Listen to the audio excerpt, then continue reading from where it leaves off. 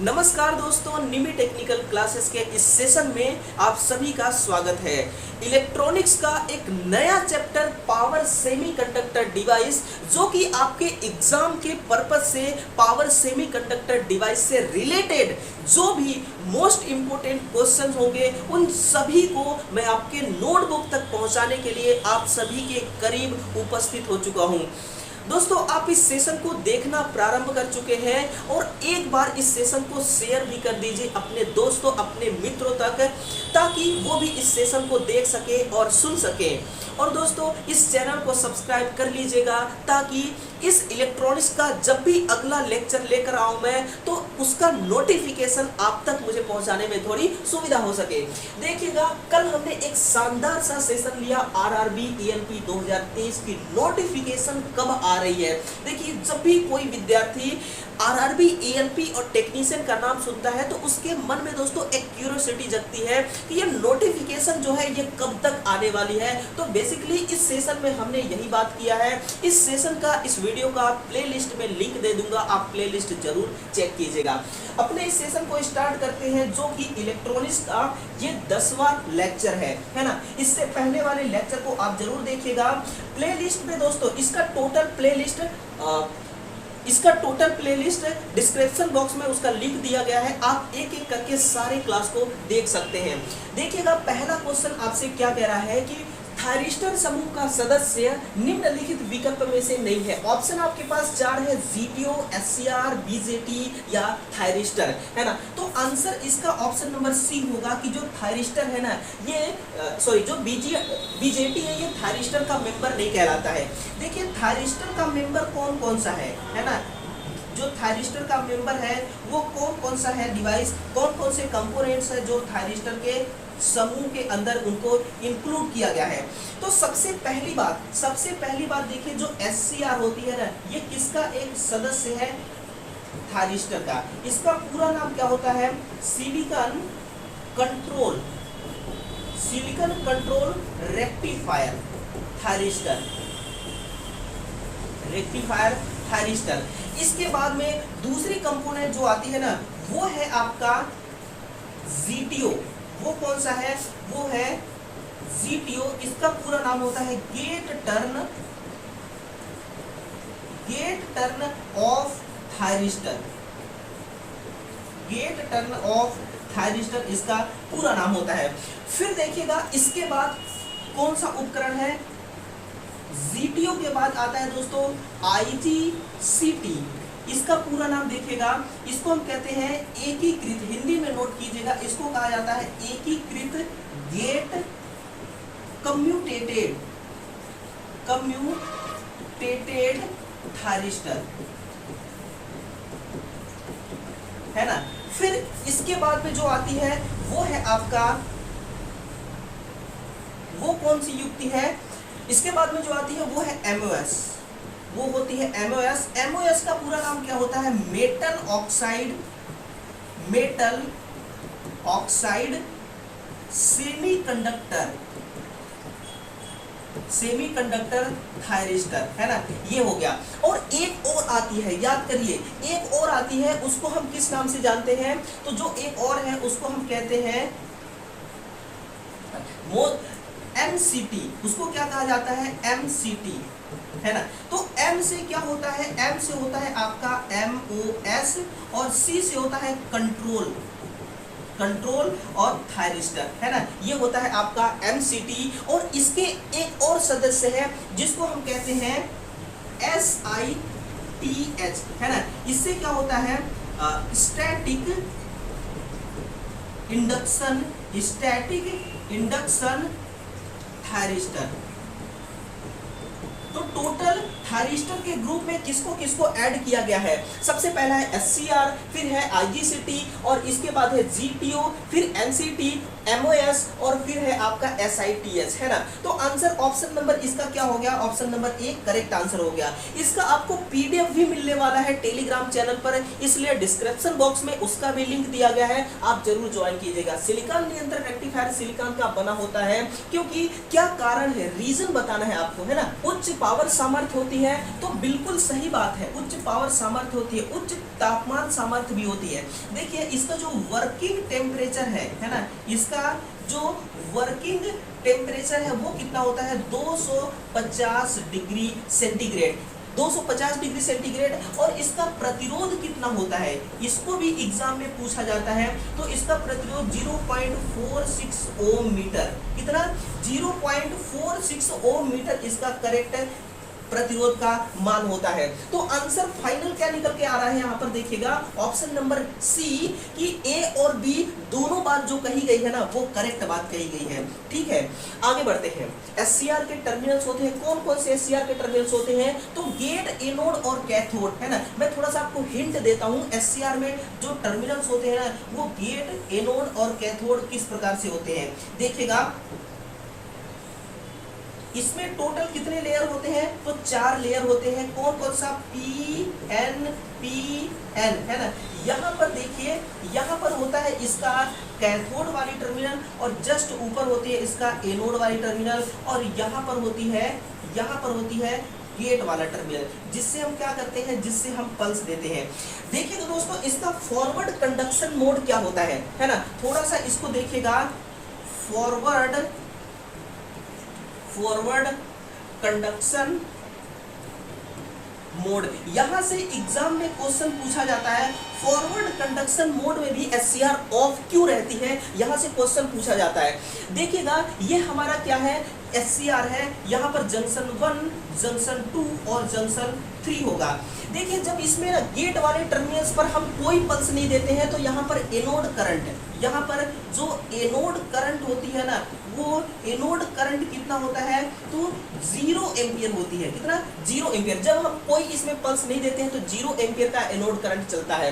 इसके बाद हम क्या करते हैं, एनोड को बैटरी के पॉजिटिव से और कैथोड को बैटरी के निगेटिव से इस प्रकार से हम कनेक्ट कर देते हैं और यहाँ पर एक पल्स डालते हैं, यहाँ पर एक क्या देते हैं, पल्स देते हैं।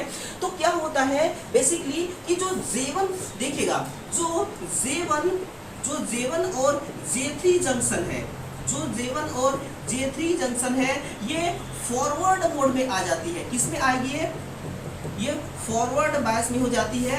और जो J2 जंक्शन है, जो J2 जंक्शन है ये रिवर्स बायस में आ जाती है। किस बायस में? रिवर्स बायस में आ जाती है ना। देखिएगा हमने यहाँ पर पल्स दिया, हमने यहाँ पर जब हम पल्स नहीं दे रहे थे उस टाइम पर ये J1 J3 जंक्शन फॉरवर्ड में और J2 रिवर्स बायस में था। हमने एक पल्स डाला और पल्स डालते ही हमने क्या किया, हमने देखा कि जो J2 है ना, ये J2 क्या कर रहा है, ये फॉरवर्ड, ये क्या कर रहा है, फॉरवर्ड वोल्टेज को ये ब्लॉक कर रही है।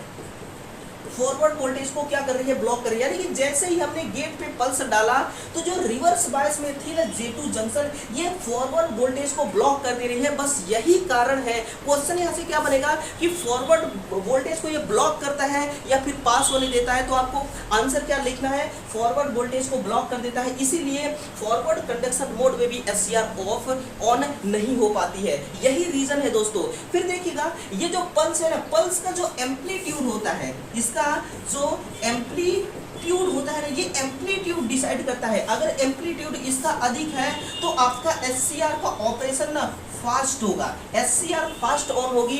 अगर इसका एम्पलीट्यूड डाउन है, इसका एम्पलीट्यूड कम है, तो आपकी एससीआर जो है ये फाइनली दोस्तों ये एससीआर जो है ये ऑन होने में थोड़ा टाइम लगाएगी। निम्नलिखित में से किस वैद्युतिक युक्त की आंतरिक संरचना में 4 परतें होती हैं? किस में होती है बताइएगा। अभी मैंने आपको बताया एससीआर में होती हैं 4 परतें, ठीक है ना। डायक में कितनी होती है? तो 3 परतें होती हैं डायक में। देखिएगा डायक का आपको ना इस प्रकार से सिंबल होता है, वो आपको ध्यान रखना है। डायक में कितने होंगे? तो टोटल डायक में 3 होंगे। यहाँ पर देखिएगा, यहाँ पर होता है गेट और यहाँ पर है आपका MT2 टर्मिनल और यहाँ पर है MT1 टर्मिनल, है ना, MT2 और MT1 टर्मिनल। और यहाँ पर देखिएगा लेयर है इस प्रकार से, ठीक है ना, यहाँ पे इस प्रकार से लेयर है। देखिए यहाँ पर क्या है दोस्तों, ये है P1, ये है P2 और ये है आपका N1 N2 और ये है N3। तो इसमें टोटल कितने लेयर होते हैं? 3 लेयर, 1 2 3 लेयर हो गए। और इसके बाद देखिए जो आपका ट्रायक होता है ना, ट्रायक में भी 3 ही लेयर होता है। यूजेटी में भी कितने लेयर होते हैं? तो इसमें भी टोटल 3 लेयर होते हैं। इसका आंसर ऑप्शन नंबर क्या हो जाएगा? सी करेक्ट आंसर हो जाएगा। निम्नलिखित में किस वैद्युतिक युक्त की आंतरिक संरचना में 2 परतें होती है? 2 लेयर किसमें होती है? जीटीओ में एसीआर या यूजेटी, तो ये भैया ऐसा तो यूजेटी में ही होता है। किसमें? ऐसा तो यूजेटी के अंदर ही होता है। 2 लेयर, कितने लेयर होते हैं इसमें? तो 2 लेयर होते हैं। देखिए 141 नंबर है कि निम्नलिखित में से डायक की विशेषता बताने वाले विकल्प को चुनिएगा। यह एक द्विदिशीय युक्ति है। क्या यह सही बात कह रहा है? क्या यह एक द्विदिशीय युक्ति है? क्या यह एक द्विदिशीय युक्ति है या फिर यह बिना गेट टर्मिनल वाले एक ट्रायक के समान होता है? तो बिल्कुल करेक्ट बात है। ये जो डायक है ना, ये ट्रायक को ट्रिगर करता है, तो ये सही बात है। इसमें 2 टर्मिनल होते हैं, यानी कि कुल मिलाकर के ये सारी बातें जो है ना ये करेक्ट है। ऑप्शन नंबर इसका उपरोक्त सभी वाला क्या हो जाएगा? करेक्ट हो जाएगा। अगला क्वेश्चन नोट कीजिएगा, ट्रायक निम्नलिखित में से किस वोल्टेज को कंट्रोल कर सकता है? ये निम्न वोल्टेज, उच्च वोल्टेज या डीसी वोल्टेज या एसी वोल्टेज? तो जो ट्रायक है ना, सुनिएगा, जो ट्रायक है, ट्रायक बेसिकली इसका सिंबल कैसा होता है वो आपको याद रखना है। एग्जाम में इसका क्या पूछता है? सिंबल कई बार पूछ लेता है और आपको बताना पड़ता है इसका सिंबल देख करके। तो इस प्रकार से इसका क्या है? सिंबल है, देखिएगा इस प्रकार से इसका क्या है? सिंबल होता है ना। यहाँ पे गेट टर्मिनल होती है, यह है गेट और यह है एनोड और यह है कैथोड वाली टर्मिनल। तो इसमें देखिएगा होता क्या है ट्रायक में कि जैसे ही हम इसके सर्किट में ना एसी पल्स अप्लाई करते हैं, एसी सिग्नल हमने क्या किया? अप्लाई किया। एसी का जो सिग्नल है इस प्रकार से होती है। ये एक बाई डायरेक्शनल डिवाइस होती है और इसमें क्या होता है ना दोस्तों कि जैसे एसी का पॉजिटिव हाफ साइकिल चलती है ना, पॉजिटिव हाफ साइकिल ये है और निगेटिव हाफ साइकिल ये है। एसी का पॉजिटिव हाफ साइकिल जब डायोड में चलती है तो वो फॉरवर्ड बायस में रहती है और करंट का कंडक्शन कराती है ना। करंट का कंडक्शन एक डायोड कराएगी। फिर क्या होगा कि जब एसी का पल्स निगेटिव में जाएगी ना तो दूसरा वाला डायोड ऑन हो जाता है और वो भी फिर वर्क करता है। तो इसलिए ये जो काम कर रहा है ना ये एसी में कर रहा है दोस्तों, ये एसी की बात कर रहा है कि ये एसी वोल्टेज को कंट्रोल कर सकता है। किसको? एसी वोल्टेज को ये कंट्रोल कर सकता है। बाई डायरेक्शनल क्या होती है? ये युक्ति होती है ना। आपको यही याद रखना है, ठीक है। इनमें से द्विदिशीय युक्ति नहीं है। कौन सा युक्ति है जो द्विदिशीय युक्ति नहीं है? डायक, ट्रायक, एससीआर या इसमें से कोई भी नहीं। तो एससीआर, देखिए एससीआर क्या है ना, द्विदिशीय युक्ति नहीं। इसमें दोस्तों यही तो एक दिक्कत है, ये एससीआर जो है ना ये यूनिडायरेक्शनल है। एससीआर में क्या होता है, जब भी निगेटिव पल्स आती है ना वो तुरंत एससीआर को ऑफ करा देता है। क्या कराता है? क्लोज। एससीआर शक्ति के किस एससीआर शक्ति के हेतु काम में लिया जाता है? रेगुलेशन के लिए। क्या आप इससे रेगुलेशन करते हैं? नहीं। क्या आप परिशोधन करते हैं, फिल्ट्रेशन, रेक्टिफिकेशन करते हैं? तो नहीं करते एससीआर से। प्रतिलोमन का मतलब क्या होता है कि जैसे देखिए एससीआर जो है ना, एससीआर जब वर्क कर रही होती है तो वो हीट जनरेट करती है। जब एससीआर में लोड अधिक पड़ता है तो वो हीट बढ़ाता है, हीट को बढ़ा देता है। हीट मतलब कि गर्म हो जाता है। तो क्या उस तापमान को एससीआर कंट्रोल करता है? नहीं, ऐसा कुछ भी नहीं करता है। तो आंसर देखिए ऑप्शन नंबर डी कि इनमें से कोई भी आंसर सही नहीं है। एससीआर बना होता है किसका? ये सिलिकॉन का बना होता है, इसमें कोई भी दो राय नहीं है। ये बहुत ही इजी क्वेश्चन था, वन लाइनर क्वेश्चन था। ऐसा जो क्वेश्चन है ना आपका कुछ भी नहीं बिगाड़ सकते। यूजेटी में पी प्रकार का उत्सर्जक डोप्ड होता है। देखिए मैं आपके लिए एक ना सर्किट डायग्राम लेकर आया हूँ, देखिएगा ये है यूजेटी का एमीटर बेस 1 और बेस 2। ये आपका सिंबल है। ये क्या है? ये तो आपका सिंबल है किसका? यूजेटी का ये सिंबल है। और ये है दोस्तों, ये क्या है देखिएगा, ये है आपका यूजेटी का। देखिए बेस 1 और बेस 2 है ना, बेस 1 और बेस 2 ये जो है ना ये इसमें दोस्तों रेजिस्टेंस कैसा है? तो ये जो एरिया है ना ये हाई रेजिस्टेंस वाली एरिया है। ये कैसा रेजिस्टेंस वाली एरिया है? हाई रेजिस्टेंस वाली एरिया है जो एन क्षेत्र है। और जो आपको छोटा सा पी दिखाई दे रहा है ना इसके बारे में क्वेश्चन बना है। देख रहे हैं ना क्वेश्चन कहाँ से बन रहा है? केवल इस छोटे से पार्ट से क्वेश्चन बन गया। तो इसमें हाई डोप्ड होता है। कैसा इसमें डोपिंग होगा? हाई डोपिंग इसमें होता है। हाई डोपिंग और इसमें हाई रेजिस्टेंस होता है। ये जो रेजिस्टेंस है ना दोस्तों ये देखिएगा यहाँ पर जो बेस रेजिस्टेंस 1 और बेस रेजिस्टेंस 2 है एक, और टोटल है इसका बेस का रेजिस्टेंस, टोटल रेजिस्टेंस RBB। तो जो RB1 है दोस्तों, जो RB1 है ये कैसा होना चाहिए, ये RB2 के तुलना में अधिक होना चाहिए, यानी कि बेस 1 का रेजिस्टेंस अधिक होना चाहिए, बेस 2 का रेजिस्टेंस जो है ये कम होना चाहिए, है ना, क्या होना चाहिए, कम होना चाहिए। यहाँ से भी क्वेश्चन पूछा जा सकता है। और देखिए फाइनली जब हम इस पर UJT पर, ये जो आपको UJT दिखाई दे रहा है, इस पर हम कोई वोल्टेज अप्लाई नहीं करते हैं, उस कंडीशन में जो RBB का मान होता है ना, लिखेगा जो वोल्टेज है ना दोस्तों, no voltage apply, no voltage apply पर क्या होता है कि जो RBB क्या है, इसका टोटल रेजिस्टेंस है ये 5K से लेकर के 10K ओम तक होता है, यानी कि 5000 से लेकर के 10,000 ओम तक होता है इसका टोटल रेजिस्टेंस, ठीक है ना। तो इसका देखिएगा आंसर क्या हो जाएगा, कौन सा क्वेश्चन था ये, है ना, क्वेश्चन आगे पीछे हो गया है। आंसर क्या हो जाएगा, उच्च डोप्ड होता है, P प्रकार का जो उत्सर्जक होता है, जो एमीटर वाला टर्मिनल होता है दोस्तों, उसी के बारे में क्वेश्चन पूछा गया है ना। SCR को किस टर्मिनल से कंट्रोल किया जा सकता है, तो इसको दोस्तों हम गेट वाले टर्मिनल से कंट्रोल करते हैं। और देखिएगा जो गेट वाला टर्मिनल है ना, उस पर हम क्या देते हैं, गेट वाले टर्मिनल पर पल्स देते हैं, और जो पल्स है, पल्स का एम्पलीट्यूड डिसाइड करता है कि SCR को कितना फास्ट ऑन कराना है और कितना स्लो ऑन कराना है। जो गेट में हम पल्स दे रहे हैं उस पल्स का एम्पलीट्यूड ये फाइनल डिसीजन करता है, ठीक है ना। तो गेट इसका सही आंसर होगा।